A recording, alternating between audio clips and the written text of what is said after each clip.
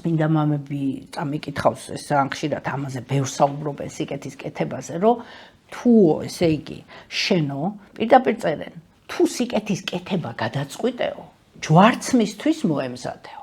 თუ ჯერ არ ახარ ჯვარცმისთვის მზად, გაჩერდიო. ვინ ავართ ჯვარცმისთვის მზად? ეხა აი გეკითხებით რა. არავინ ხო ვერ იტევს ადამიანის სიკეთეს. ის მერე იმას შური უჩდება, ის აღიქვამს რომ შენ იმაზე მეტი ხარ, რომ ეხმარები, ხო? უკვე სხვა ისინი ემოციები მოდის. უკვე შენი შულს რაც არ უნდა ვალდებულათაც გრძნობს. და მე უკვე ვალდებულათაც რა თქმა უნდა, მაგრამ ვერ იტევს ადამიანების სიკეთეს, ვერ იტევენ და თუ გადაწყვიტე ამ სიკეთის კეთება, მაშინ უნდა იცოდე რომ ამ სიკეთისთვის ჯვარზე გაგაკრავენ და ხარ ამისთვის მზად, კარგად უნდა დაფიქრდე რა. თუ არა და აი მე დავისვენე რაც ამ როლიდან გამოვედი.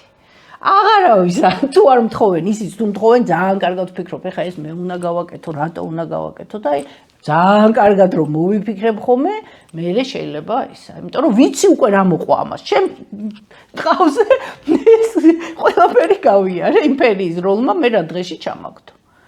ასე რომ, სამწუხაროდ ესეა ადამიანი, რომ თავისი გამოცდილებით უფრო თავისი გამოცდილებით სწავლობს და ამიტომ უნდა მივიღოთ ჩვენ ეს გამოცდილება, უნდა ვიცხოვროთ და შვილებსაც ეს პირდაპირ კავშირში აღზრდასთან ჩვენ უნდა მივცეთ საშუალება რომ დაუშვან შეცდომები, იმ თავის შეცდომებზე მე ისწავლოს, მიხვდეს რაღაცას, გაითვალისწინოს და ჩვენ აი წაქცევის საშუალებას არ ვაძლევთ. იქ ბალიშებს უფენთ რომ არ ეტკინოს, უნდა ეტკინოს, ის უნდა მიიღოს ის გამოცდილება რომ სხვა დროს იქ აღარ გადახდეს და აღარ წაიქცეს.